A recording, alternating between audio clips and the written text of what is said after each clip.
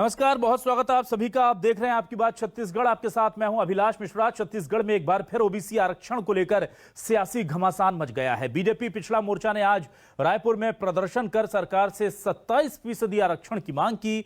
बता दें कि सीएम भूपेश बघेल ने ओबीसी आरक्षण को 14% से बढ़ाकर 27% करने का ऐलान किया था, लेकिन मामला कोर्ट में अटक गया। अब विधानसभा चुनाव नजदीक आने पर इस पर फिर से सियासत शुरू हो गई है और बीजेपी इस पूरे मामले में लीड लेना चाहती है। तो कौन है ओबीसी के साथ, इसी पर करेंगे आज आपकी बात।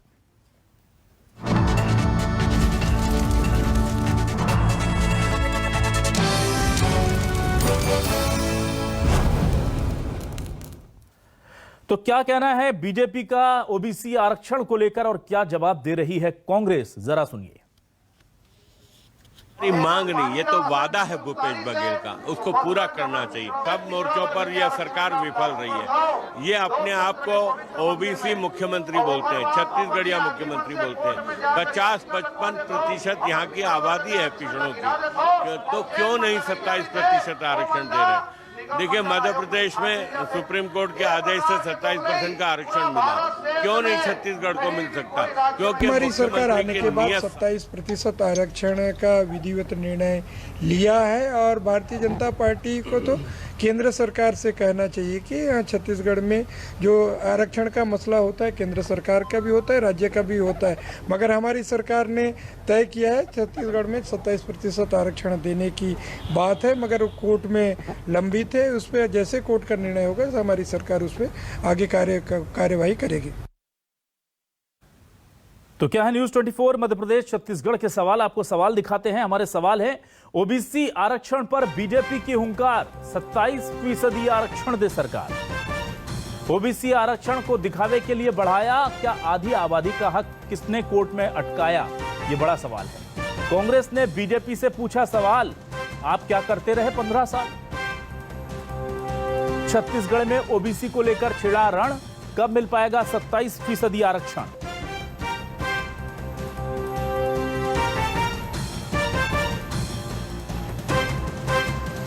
तो इन सवालों के बाद सीधे रुख करते हैं अपने मेहमानों का। हमारे साथ जुड़ चुके हैं 3 खास मेहमान, आइए सीधे उनका रुख कर लेते हैं। हमारे साथ जुड़े हैं वरिष्ठ पत्रकार बाबूलाल शर्मा जी। शर्मा जी, बहुत स्वागत करता हूं आपका इस खास डिबेट शो में। हमारे साथ बीजेपी की नेत्री शीलू स्वप्निल साहू जी जुड़ी हुई हैं, ओबीसी वर्ग का प्रतिनिधित्व भी करती हैं। बहुत बहुत स्वागत है शीलू जी आपका भी। और हमारे साथ गुणनंदन साहू जी हैं, नेता पिछड़ा वर्ग। बहुत बहुत स्वागत है साहू जी आपका भी न्यूज 24 मध्य प्रदेश छत्तीसगढ़ पर।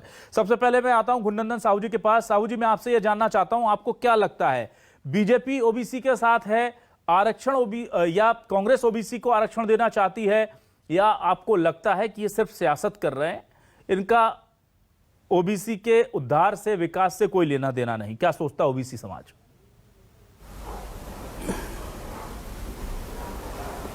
बीजेपी और कांग्रेस दोनों ही आरक्षण विरोधी है। इन दोनों पार्टियों ने कभी भी ओबीसी के हित में न काम किया है न बात रखा है। यदि ओबीसी आरक्षण की जब जब बात आती है तो ये लोग उनको बहका देते हैं, फुसला देते हैं। जब आप आरक्षण की बात करते हैं तो ओबीसी की जनसंख्या की गणना क्यों नहीं करवाना चाहती बीजेपी केंद्र में? और छत्तीसगढ़ में ओबीसी 27% आरक्षण की देने की बात आई तो इतने दिनों तक क्या कर रही थी बीजेपी? 15 साल तक के यहाँ वो सत्ता पे रही और पिछले 3.5-4 साल से कांग्रेस यहाँ सत्ता पे है। इन्होंने भी ओबीसी के लिए कुछ नहीं किया। और कांग्रेस से मैं पूछना चाहता हूँ, वर्तमान सरकार से, ओबीसी के लिए कितना हॉस्टल बनवाया छत्तीसगढ़ में और ओबीसी के लिए कितना बजट है उनके विकास के लिए? रघुनंदन जी, मैं कुल मिलाकर ये समझ और दोनों ही पार्टियां छलावा कर रही हैं क्या ओबीसी के साथ? ऐसा लगता है ओबीसी समाज को? दोनों ही पार्टियां ओबीसी के साथ छलावा कर रही है और ओबीसी, छत्तीसगढ़ के जो ओबीसी है, बीजेपी और कांग्रेस के बाढ़ी नहीं खाए हुए हैं। और ओबीसी इन दोनों ही दलों को ना समय पे चुनाव के समय इन दोनों पार्टियों का चेहरा जो है बेनकाब कर देगी। और ओबीसी के हित में जो पार्टी काम करेगी या ओबीसी को लगेगा कि उसके हित में जो पार्टी काम कर रहा है उसको वो अपना समर्थन देगी। ठीक है, शीलू जी के पास आता हूँ। शीलू जी, मुझे ये 32 बताइए, जिले हैं छत्तीसगढ़ में, आप बता दीजिए कितने एसपी कलेक्टर है छत्तीसगढ़ में। ठीक है, प्रतिनिधित्व की भी कमी है, बिल्कुल। रघुनंदन जी, आऊंगा आपके पास। शीलू जी के पास जाता हूं। शीलू जी, मुझे ये बताइए, बीजेपी प्रदेश में इतनी जोर शोर से मांग कर रही है, बहुत अच्छी बात है कि आप ओबीसी समाज के साथ खड़ा होना चाहते हैं। केंद्र में तो आपकी सरकार है, वहां से क्यों नहीं 27% आरक्षण का पूरे देश में काम करवा देते हैं? टेंशन ही नहीं रहेगी ना फिर आपको। तो यहाँ केवल विरोध करना है, पॉलिटिकली माइलेज लेना है क्या, इसलिए ये सब हो रहा है? नहीं, मैं ये बताना कि केंद्र सरकार ने ओबीसी के लिए किया है। उन्होंने जो लोकसभा में भी ओबीसी आरक्षण बिल को पास कराया है, तमाम जितनी भी ओबीसी आरक्षण से रिलेटेड काम थे वो केंद्र सरकार ने किया है।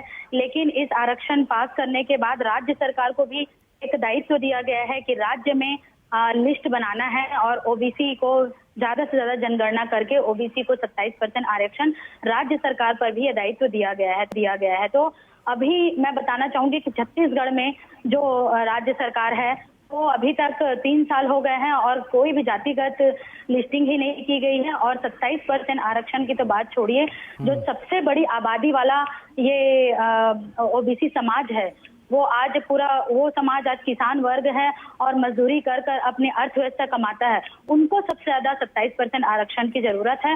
इसलिए हम सब प्रदेश भर में पूरी भारतीय जनता पार्टी की ओबीसी मोर्चा ने आज कलेक्टर साहब को हमने ज्ञापन दिया है कि इस तरह से 27% आरक्षण ओबीसी समाज को मिलना चाहिए। लेकिन शीलू जी, क्या आपको लगता नहीं कि जातिगत जनगणना केवल छत्तीसगढ़ में क्यों, पूरे देश में कराइए? फिर आप केंद्र से दरख्वास्त कर रहे हैं क्या? बीजेपी, छत्तीसगढ़ बीजेपी ने बोला है क्या कि वहां भी जरा करा दीजिए, ओबीसी कितने वर्ग, कितने लोग परसेंटेज है, आबादी है? क्वांटिफिकेबल डाटा केवल छत्तीसगढ़ का ही क्यों जाए? सारा देश का डाटा होना चाहिए जातिगत आधार पर। जी, डाटा तो होना चाहिए, इस पर काफी काम भी हो रहा है केंद्र में। हाँ। लेकिन जैसे तमाम मध्य प्रदेश में ही देखिए, राजस्थान में ही देखिए, बहुत सारे आरक्षण ओबीसी वर्ग को मिल चुके हैं। तो छत्तीसगढ़ में क्यों नहीं हो सकता? जब अन्य राज्यों ने भी लागू कर लिया है तो छत्तीसगढ़ में हो ही सकता है। और दूसरी बात, छत्तीसगढ़ की सरकार आने से पहले, चुनाव से पहले उन्होंने वादा किया था कि ओबीसी समाज को 27% का आरक्षण दिलाएगी और आज चुनाव होने के 3 साल बाद भी ये उनका घोषणा पत्र और ये वादा पूरा नहीं हो रहा है। तो हम सब इसलिए इसको पुरजोर कर रहे हैं कि सरकार इस वादे के साथ, जी सरकार इस वादे के साथ है तो वो सरकार को क्लियर करना चाहिए। हम सब इसलिए इस पर पुरजोर कर रहे हैं छत्तीसगढ़ में, क्योंकि छत्तीसगढ़ की सरकार इस वादे के साथ आई है और जब वो इस वादे के साथ आकर भी अपना वादा नहीं निभाएगी तो हमें तो विपक्ष का काम करना पड़ेगा। ठीक है, बाबूलाल जी, मुझे आप बताइए सर, इधर पर जातिगत जनगणना जो है, क्वांटिफिकेबल डाटा जो है, वो केवल छत्तीसगढ़ का बीजेपी मांग रही है, उधर केंद्र इस मामले में खामोश बैठ जाता है जब भी सवाल किया जाता है। इधर हम देखते हैं कि प्रतिनिधित्व 50% आबादी को 20% भी नहीं मिलता, आरोप लगाता है हमारा पिछड़ा वर्ग। तो क्या आपको लगता है कि दोनों जगह सिर्फ सियासत हो रही है और बहुत कुछ किया जाना बाकी है अब ओबीसी के लिए? आपके प्रश्न में ही आप इसका जवाब छुपा हुआ है। जी देखिए, दरअसल जो है कोर्ट के जो निर्देश हैं उसमें एक नॉर्म्स तय है कि उतने से ज्यादा आप आरक्षण नहीं दे सकते। लेकिन आप देखिए कि जो लड़ाई दिख रही है वो तो अब 72% से ऊपर जाएगी अगर 27% देंगे तो। इस बात को स्वयं मुख्यमंत्री भी समझते हैं और भारतीय जनता पार्टी भी समझती है, और उसके बावजूद अगर 27% का घोषणा होती है कि हम 27% ओबीसी को देंगे, तो ये आप समझ सकते हैं राजनीति किस तरीके की है। और सवाल ये नहीं है, सवाल एक तरफ 27% की घोषणा होती है और दूसरी तरफ जो है कुणाल शुक्ला जी जो है वो कोर्ट चले जाते हैं इसके खिलाफ और वहां पर स्टे मिल जाता है। तो कुणाल शुक्ला कौन है? आज कबीर संस्थान के प्रमुख है, तो कांग्रेस के नियुक्त किए गए हैं। इसके कारण ही जो है भारतीय जनता पार्टी आज आरोप लगा पा रही है कि भाई अपने ही आदमी से उन्होंने दिलवा दिया। और अपने ये जो रघुनंदन साहू जी ने कहा है कि कोई भी पार्टी, राजनीतिक पार्टी, मैं दोनों पार्टी के खाली नहीं बोल रहा हूँ, कोई भी राजनीतिक दल जो है वो पिछड़ा वर्ग के साथ वास्तव में जो है थोड़ा सा गलत कर रहा है, ये महसूस होने लगा है। और आज की स्थिति अपने छत्तीसगढ़ की अगर हम बात करें तो आप तुलना कीजिए तो अभी जो स्थिति है 14% ओबीसी का शेयर था और हमारा आदिवासी बाहुल्य क्षेत्र है 32% उसको एसटी को मिलता है, 13% शेड्यूल कास्ट को उसके जनसंख्या के आधार पर, लेकिन ओबीसी को जनसंख्या के आधार पर नहीं मिल रहा है। जनसंख्या इसकी बहुत ज्यादा है। 3 करोड़ 5 लाख की हमारी आबादी के बीच में लगभग जो है 1 करोड़ 18 लाख ओबीसी के ये हैं लोग हैं। तो उस हिसाब से आप देखिए तो कुछ नहीं तो कम से कम जो है 27, 28, 30% उनको मिलना चाहिए, तो वो नहीं मिल रहा है। अब सवाल ये है कि जो नाम तय है कि इतने के ज्यादा आरक्षण टोटल नहीं होना चाहिए कुल मिलाकर, उस नाम से आगे भाग रही है गणना, तो कैसे इसका सुलझाव होगा? समझने वाली बात सिर्फ यही राजनीति है, और यही राजनीति की वजह से जो है भारतीय जनता पार्टी को एक अच्छा मौका जो है कांग्रेस ने दे दिया है, और वो चुनाव के समय तक इस मामले को उठाकर रखेगी। और मध्य प्रदेश से जो तुलना हो रही है, मध्य प्रदेश की तुलना मध्य प्रदेश में दूसरे तरीके की बात हुई है, और वहां पर जो है एससी और एसटी की जो संख्या है वो परसेंटेज कम होने की वजह से ओबीसी में प्रॉब्लम उनको नहीं है, लेकिन फिर भी जो है वो स्थितियां बन रही थी कि वहां भी 27% की मांग हुई थी। जी,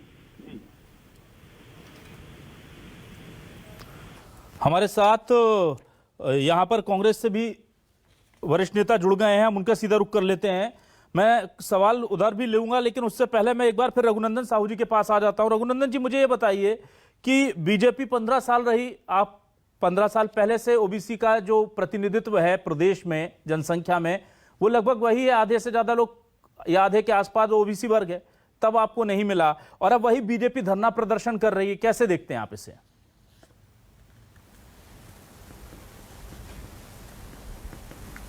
क्या है, बीजेपी का जनाधार खिसकता देख बीजेपी बौखला गई है। 15 साल तक के सत्ते में थी और ओबीसी के बदौलत थी। पूरे देश में जिस पार्टी के साथ ओबीसी चलता है सरकार उसी का बनता है। बीजेपी वालों को ये मालूम हो गया है कि ओबीसी की बात करेंगे तो शायद कुछ बात बन जाए करके, लेकिन बीजेपी मुगालते में है, उनकी बात बनने वाली नहीं है। और वर्तमान सरकार जो छत्तीसगढ़ में कांग्रेस की है वो भी ओबीसी के लिए बहुत कुछ कर नहीं रहा है। जैसे आत्मानंद में लगभग 5000 पद का वो वैकेंसी निकला था, उसमें एससी एसटी ओबीसी का कोई आरक्षण नहीं था। और एक वैकेंसी निकाला था सीएसबी में, माननीय मुख्यमंत्री जी उसके मंत्री हैं, उसमें इलेक्ट्रिकल इंजीनियर का पद निकला हुआ था। टोटल पद 173 था, उसमें एसटी का 30 है, एससी को 17 है और ओबीसी को मात्र 11 है। कहाँ गया हमारा 14% आरक्षण? एससी का कहाँ गया 14% आरक्षण? आपके सवाल में ले लेता हूँ। प्रकाश मणि जी हमारे साथ जुड़ चुके हैं, ये माननीय मुख्यमंत्री कांग्रेस के वरिष्ठ नेता प्रकाश मणि वैष्णव जी हमारे साथ जुड़ चुके हैं। प्रकाश जी, ओबीसी वर्ग कह रहा है कि आप जो है 27 तो छोड़िए, जो 14% है वो भी पूरा नहीं दे रहे हैं, और बीजेपी कह रही है कि एक हाथ से आप आरक्षण देने का दिखावा करते हैं और दूसरी तरफ अपने ही नेताओं को भेजकर स्टे करा देते हैं। क्या कहेंगे आप?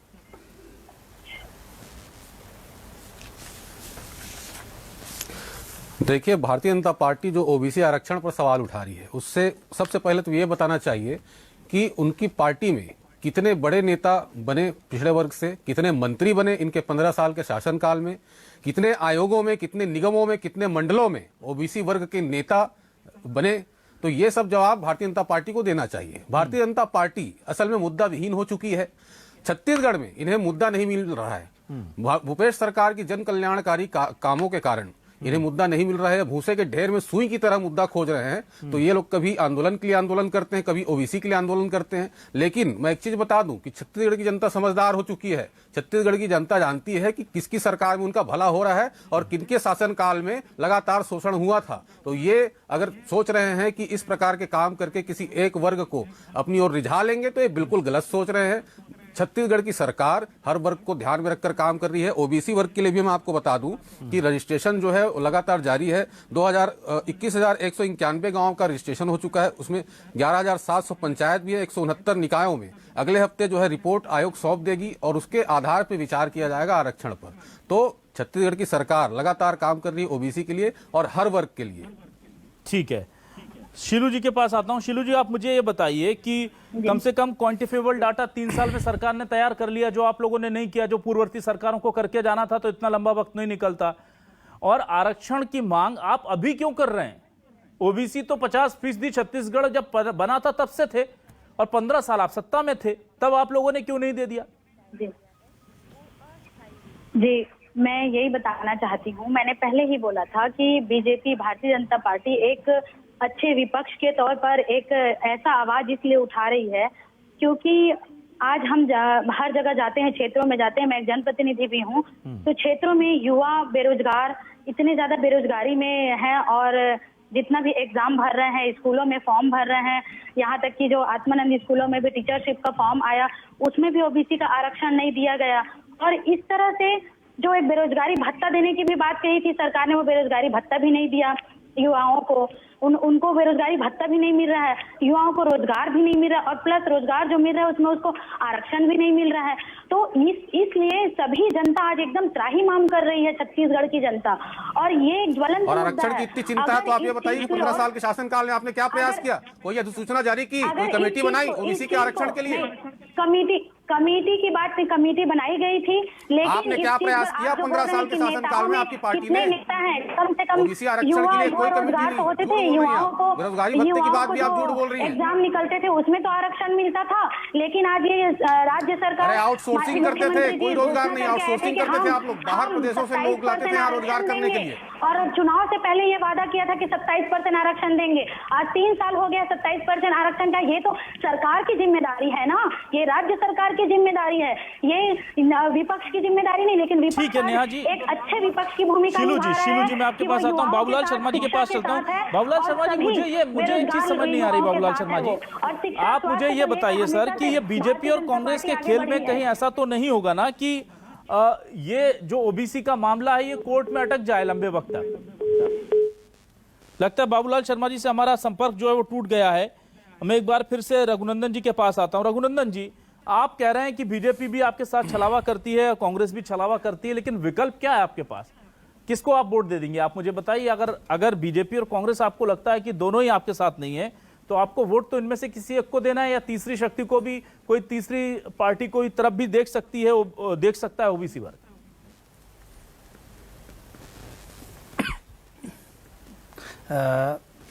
विकल्प है ना हमारे पास, छत्तीसगढ़ के छत्तीसगढ़ियों के पास, SC ST OBC के पास एक बड़ा विकल्प है।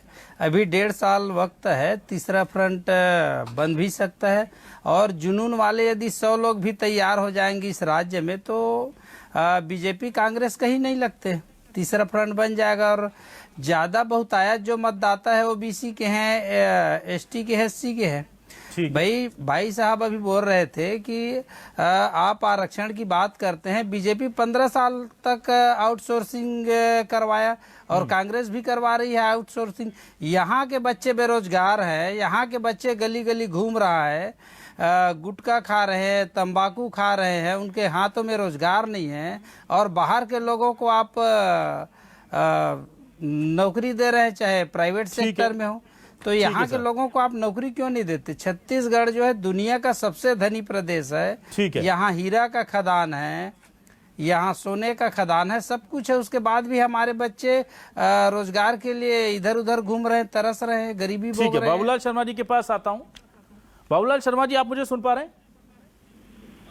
हाँ, सुन रहा हूँ जी। शर्मा जी, मुझे ये बताइए कि बीजेपी और कांग्रेस से अगर जिस तरह से कह रहे हैं साहू जी कि अगर उनका भरोसा उठ जाता है तो तीसरे विकल्प की भी तैयारी कर सकते हैं, और क्या आपको लगता है कि वाकई में स्थिति इतनी ज्यादा खतरनाक है, इतना ज्यादा नाराजगी है ओबीसी समाज में, या सिर्फ ये सियासी उबाल है, थोड़े दिनों में शांत हो जाएगा? नहीं, देखिए अपनी व्यक्तिगत राय रख रहे हैं, लेकिन पूरे व्यापक क्षेत्र से जो बात है वो ऐसी स्थिति नहीं है जी। और जहां तक वो बात कह रहे हैं कि दोनों सरकारें एक जैसा काम कर रही हैं ओबीसी के लिए, उससे मैं सहमत हो सकता हूं। क्योंकि ये स्थिति है। अब विकल्प का जहां तक प्रश्न आपने उठाया विलास जी, तो विकल्प, आप तो अपना विकल्प बनने का प्रयास कर रही है, जोगी जी कांग्रेस की तो स्थिति दूसरी हो गई, लेकिन आप एक विकल्प बनने का प्रयास कर रहे हैं, लेकिन इस बार उसका कोई मौका मुझे नहीं दिखाई देता। लेकिन कोशिश और प्रयास जो है, इसी बीच पे कहीं गैप मिलेगा, उस गैप में उसको वो विकल्प बनने की स्थिति बनाने का अपना एक साधन बनेगा। जहां तक सवाल भारतीय जनता पार्टी के वर्तमान आंदोलन का है, वो वर्तमान आंदोलन इसलिए खड़ा हुआ है, बिल्कुल समयानुकूल है, और एक जो भूपेश बघेल की घोषणा है 27% की, वो एक मुद्दा इनको मिल गया है, और वो खुद ओबीसी वर्ग से आते हैं, ओबीसी वर्ग के नेता प्रतिपक्ष हैं, इसलिए जो है ये मुद्दा पकड़ा गया है। और निश्चित रूप से जो है ज्यादा आबादी ओबीसी के होने की वजह से, मैंने पहले भी कई बार डिबेट में इस बात को कहा है कि इस बार जो है छत्तीसगढ़ के चुनाव, अगले चुनाव जो है वो आदिवासी और ओबीसी पर लड़े जाएंगे, केंद्रित होंगे, और वही स्थिति दिख रही है। आदिवासी क्षेत्रों में कांग्रेस का भी ध्यान है और भाजपा का भी ध्यान है, और आप भी इस तरफ ध्यान दे रही, उसी तरह जो है ओबीसी की तरफ जो है वो ध्यान है। इसलिए ओबीसी का मुद्दा आंदोलन बन रहा है, ताकि जो ज्यादा से ज्यादा हमारी तरफ लोग देखे, हमको लोग समझे कि हम लड़ रहे हैं। लेकिन जो साहू जी ने कहा वो भी एक मुद्दा है कि ओबीसी वर्ग किस तरीके से सोचेगा इस चीज को, कि दोनों पार्टी में कौन हमारा अपना है, या वो आपकी तरफ देखेगा। ठीक है, प्रकाश जी आपके पास आता हूं। प्रकाश मणि जी, मुझे यह बताइए कि जिस तरह से लगातार हम देख रहे हैं कि बीजेपी में ओबीसी को लेकर के सियासत हो रही है और उसका नफा नुकसान तय है कि किसी न किसी एक पार्टी को उठाना पड़ेगा, क्या कांग्रेस अभी अफोर्ड कर सकती है? इस वादे के साथ आप आए हैं कि 27% आरक्षण देंगे, और क्या यह दलील कि हाई कोर्ट में अटक गया मामला, आपको लगता है इससे सेटिस्फाई हो जाएगा ओबीसी वर्ग?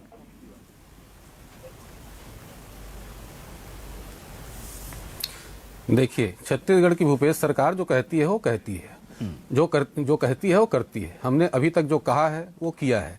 आरक्षण की बात हमने की है, वो भी हम करेंगे, इसमें कहीं कोई शंका की बात नहीं है। और ऐसी कोई बात नहीं कि पूरे वर्ग में नाराजगी है। हमने हर वर्ग को लेकर चला है, हर वर्ग के लिए काम किया है। ओबीसी हमसे खुश है। हो सकता है कि कहीं कहीं ऐसी नाराजगी किसी किसी के अंदर हो, वो अलग एक चीज है। लेकिन मैं आपको बता दूं कि भारतीय जनता पार्टी बार बार ओबीसी की बात कर रही है। आज इन्होंने आंदोलन किया, उस आंदोलन से ही ओबीसी वर्ग जो है रुष्ट था, उनसे जुदा था। उस आंदोलन में कहीं भी ओबीसी सामने नहीं दिखा। सामने में वही शोषक वर्ग दिखे जो 15 साल शासनकाल जो मंत्री थे, जो मुख्यमंत्री थे, यही लोग बस दिखे। जो आयोग में थे, निगम मंडल में थे, यही लोग दिखे। तो ये लोग ओबीसी की बात करते हैं, लेकिन ओबीसी इनके साथ है नहीं। और दूसरी बात, भारतीय जनता पार्टी अगर कहती है, ओबीसी की बात करती है, तो इन्हें यह भी बताना चाहिए कि 15 साल इन्होंने क्या प्रयास किया ओबीसी के आरक्षण के लिए। हमने जो किया है वो हम आपको बताते हैं।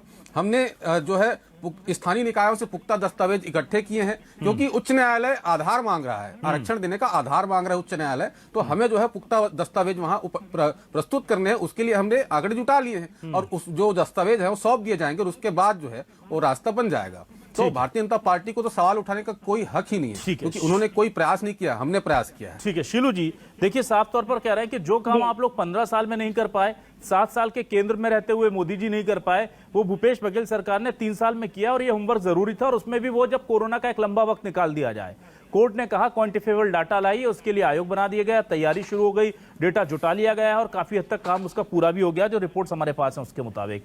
तो आमूल चूल जो है उस पर काम चल रहा है। अब आप मुझे बताइए कि अगर कांग्रेस ने 27% आरक्षण दे दिया, तो बीजेपी के लिए क्या यह बहुत बड़ा पॉलिटिकल झटका नहीं होगा? जी देखिए, पहली बात तो यहाँ पर कोई पॉलिटिक्स की बात नहीं है। यहाँ पर युवाओं के रोजगार की बात है, शिक्षा की बात है, और पूरी जनता के हक और अधिकार की बात है। अगर पूरी जनता को 27% आरक्षण, अगर आप किसी चीज में फॉर्म भर रहे हैं, ओबीसी वर्ग पूरा फॉर्म भर रहा है, किसी एग्जाम का फॉर्म भर रहा है, किसी इंटरव्यू के लिए गया है, या फिर उसको किसी कहीं भी दाखिला चाहिए, अगर उसको 27% आरक्षण आज के समय में नहीं मिल रहा है, तो जो आज का जो ओबीसी वर्ग है, पिछले 3 साल का जो ओबीसी वर्ग है, वो उसका तो अंधकार में चला गया। मैडम, अंधकार में तो 15 साल का भी चला गया ना शिलू जी। पिछले 15 साल की तो बच्चों ने एडमिशन, 15 साल का अंधकार में नहीं गया, पिछले 3 साल का अंधकार में चला गया। 15 साल तक अंधकार में नहीं था ओबीसी का भविष्य। 15 साल में आप लोगों ने क्या किया? 15 साल में इतना ही आपको अंधकार की चिंता, प्रकाश की चिंता है, तो 15 साल क्या किया आपने, बताइए। प्लस महिलाओं को भी उन्होंने हमेशा रोजगार दिया है, रोजगार में कमी नहीं थी। बहुत कम है, प्रकाश जी केवल 0.6% है। प्रकाश जी एक मिनट, देश में शिलू जी मैं आपकी बात मान भी लूं, शिलू जी ठीक है, प्रकाश जी एक मिनट, सर समय खत्म हो गया। शिलू जी, अगर मैं आपकी बात मान भी लूं कि इसमें सियासत नहीं है, शिलू जी एक मिनट, प्रकाश जी एक मिनट, शिलू जी अगर मैं आपकी बात मान भी लूं कि बीजेपी इसमें सियासत नहीं कर रही है, तो अगर कांग्रेस 27% आरक्षण का पेचीदा पेच सुलझा लेती है, अदालत से परमिशन ले आती है, तो सियासत को पीछे छोड़कर युवाओं के हित में क्या आप शुक्रिया अदा करेंगे कांग्रेस का? यहां पर आप जरा एक बार ये बात भी बता दें, अगर आप इस मामले पर सियासत नहीं है, सिर्फ और सिर्फ मंशा 27% आरक्षण की है, तो कांग्रेस अगर कर देती है तो क्या आप शुक्रिया अदा करेंगे, या आप कहेंगे कि बहुत अच्छा काम किया, तारीफ कीजिएगा? चलिए शुक्रिया भी मत कीजिए, सरकार का काम है करना, आप तारीफ करेंगे? देखिए सिर्फ 27% आरक्षण की बात है। सरकार को तो मुख्यमंत्री जी को पहले ही साल में इस चीज को सोचना चाहिए था और पहले ही साल में इसको लागू करना चाहिए जो चुनाव से पहले वादा किया था, क्योंकि आधे से अधिक आबादी ओबीसी। चलिए ठीक है, तो कुल मिलाकर के ओबीसी पर सियासत ही सियासत है, ये साफ है। 27%, 14%, 52% आबादी, आधी आबादी, ये आंकड़े सुनते रहिए। कोर्ट से इस चीज का हो पाना इतना आसान है नहीं, लेकिन अब धीरे धीरे माहौल बदल रहा है और आबादी के अनुपात के लिहाज से लोगों को उनका हक मिल भी रहा है। मध्य प्रदेश में इन चीजों को हमने देखा है, कुछ राज्य डेटा नहीं दे पाए तो दिक्कतें हुई हैं। महाराष्ट्र का एक बड़ा उदाहरण हमारे सामने है। छत्तीसगढ़ किस दिशा में जाता है देखना होगा, लेकिन यह तय है कि अगर ओबीसी आबादी को 27% आरक्षण भूपेश बघेल सरकार देती है तो आने वाले चुनावों में यह उनके लिए मास्टर कार्ड साबित, ट्रम्प कार्ड साबित हो सकता है। फिलहाल बहुत बहुत शुक्रिया अदा करूंगा प्रकाश मणि वैष्णव जी का, रघुनंदन साहू जी का, बाबूलाल शर्मा जी का और शीलू स्वप्निल साहू जी का हमारे साथ जुड़ने के लिए। आप तमाम मेहमानों को बहुत बहुत शुक्रिया। तमाम दर्शकों को नमस्कार।